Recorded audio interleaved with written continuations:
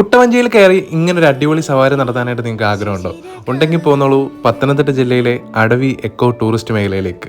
അങ്ങോട്ടുള്ള യാത്ര തന്നെ വളരെ മനോഹരമാണ്. കാടിനുള്ളിലൂടെ പ്രകൃതി അറിഞ്ഞുകൊണ്ടുള്ള ഒരു അടിപൊളി യാത്രയാണ്. അങ്ങനെ ഞങ്ങൾ ഇവിടെ എത്തി, ടിക്കറ്റൊക്കെ എടുത്തു. 4 പേർ കൂടെ 500 രൂപയാണ് റേറ്റ് വരുന്നത്.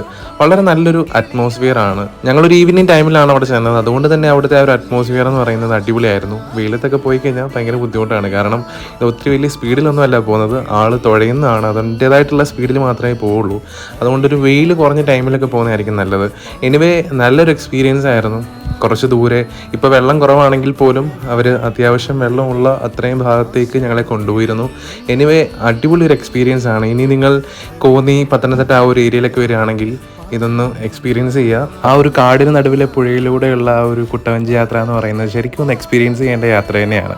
അപ്പോൾ എന്തായാലും നിങ്ങൾ പോവുക, ആ ഒരു യാത്ര എക്സ്പീരിയൻസ് ചെയ്യുക. മുന്നേ പോയിട്ടുള്ളവർ എന്തായാലും കമൻറ്റ് ചെയ്യുക.